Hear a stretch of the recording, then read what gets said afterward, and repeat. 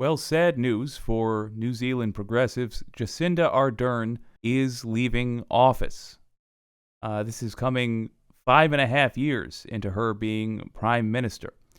She got famous worldwide for leading the country during the COVID-19 pandemic, getting New Zealand down in part because of her efforts, getting New Zealand down to zero COVID cases, I believe, if I'm recalling correctly, in early 2021. Very strange circumstances in which she's leaving. She says she's just out of gas in the tank. Given the conduct I've seen out of her, I don't see any reason to distrust that answer beyond the fact that she is a politician, which makes me immediately distrustful of anything that they say. That said, I can certainly understand.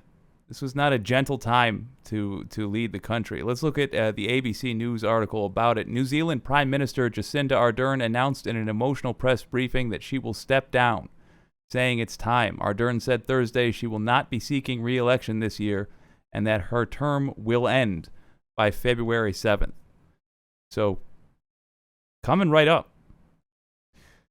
This has been the most fulfilling 5.5 years of my life, but it has also had its challenges, Ardern said, citing crises from the COVID-19 pandemic to the deadliest mass shooting in New Zealand's history. That's true and unfortunate. But I'm not leaving because it was hard, she said. I'm leaving because with such a privilege comes responsibility. The responsibility to know when you are not the right person to leave. When you are the right person to lead, and also when you are not. I know what this job takes, and I know that I no longer have enough in the tank to do it justice, she said. It's that simple. Ardern said people may try to determine the real reason for her decision, but that was it. I am human. Politicians are human. She said, we give all that we can for as long as we can, and then it's time. And for me, it's time. All right, so I'm a little disappointed, frankly, that she's leaving early. I think, yeah, you can't. You're not going to do the job well. You should leave early. And if you're feeling burnt out, fair enough. But I am still a little bit disappointed. On general principle, frankly, that bums me out. That said, man, I certainly understand. It's been a hard time to be the leader of any country, frankly. So I do understand. But let's have a look at who are some realistic candidates for replacing her. Chris Hipkins. He was first elected to Parliament. This is from Reuters. He was first elected to Parliament for the Labour Party in 2008. Chris Hipkins became a household name, fronting the government's response to the pandemic after being appointed Minister for COVID-19 in November 2020. So you'll recall I said that Ardern was partially responsible for that COVID response. Here's the other half. Leading a response that was hailed around the world for leaving the country virus-free for the first half of 2021. Criticism grew over harsh lockdowns as officials struggled to control a Delta outbreak that began in August 2021. The 44-year-old later said quarantine measures should have been scaled back earlier. It's hard for me to criticize this guy over that because the world is acting as though COVID-19 is done with. Really not. And in fact, we still don't know the long-term effects this is going to have on our bodies. I appreciate that he was willing to step up and say, okay, fair criticism here, there, yada, yada. But one can hardly be accused of an overabundance of caution in regards to COVID. Frankly, the right-wingers around the world are a big part of the reason that we were unable to contain this disease. In part also, it was the capitalistic systems we're all working under, where we don't have enough stored away to endure harsh times like these, because these systems are not designed for that. They're designed for immediate profit. They're designed to maximize profit specifically for the rich. So, in part, that had us sort of doomed from the beginning, but also the fact that we had right-wingers refusing to wear masks and insisting on travel bans being lifted and yada, yada, yada, yada. It's a shame, but I'm not sure that I can hold Chris Hipkins responsible for being optimistic about people. Kiri Allan, New Zealand's Prime Minister of Justice. Kiri Allan, 39, would become the country's first Prime Minister of Maori descent, as well as the country's first openly gay leader if elected. Allan, whose portfolio also includes disaster management, was diagnosed with stage 3 cervical cancer in 2021 on the same day as a powerful earthquake struck off the country's coast, triggering tsunami warnings. She took a leave of absence to seek treatment before returning.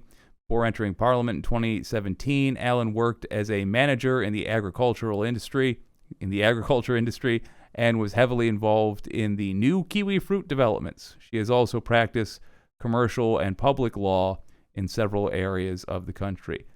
If I had to pick somebody I was least excited for, it would be Kiri Allan, simply because of her background. People coming from the field of law, you know what? As I'm saying that, I can think of as many examples counter to it as for it. But Minister of Justice to Prime Minister, I don't know. Perhaps it works differently in New Zealand, and I'm just being a worrywart. Michael Wood is another possibility. At 42, he has swiftly scaled the Labour Party ranks since joining Parliament in 2016 after a landslide by-election victory.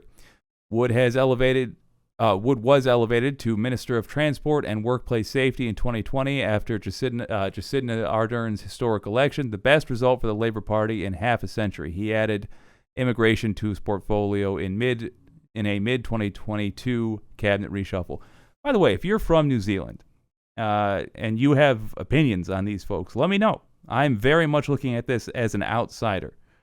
But I will tell you, and granting that I am very much an outsider, the candidate I would be most excited about is right here. Nanaia Mahuta, a veteran parliamentarian of 26 years. Nanaia Mahuta became New Zealand's first female foreign minister after the 2020 election victory. She has used her role to advocate a diplomatic middle ground for Pacific nations. Whoopsie daisy, there we are. For Pacific nations caught between the United States and China, saying late last year that the region is not altogether comfortable with either superpower. The reason I'm excited for her is that it is not easy to take a critical stance of the United States. Country I live in is essentially like a guy in the neighborhood who constantly holds a loaded gun and has it out of the holster and swings it around irresponsibly. Really hard to disagree with that guy about anything. Really hard to tell that guy no. Hey, can I borrow your lawnmower?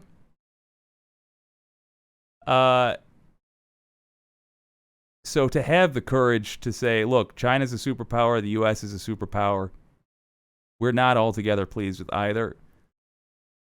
Admittedly, that is one thing in a lengthy history of politics. But right off the bat, looking at just these brief overviews, that is the attitude that excites me most of all those potentials. It should be said it's not a guarantee that the next prime minister will be from the Labour Party. It could go down in such a way that neither gets enough votes, if my understanding is correct here.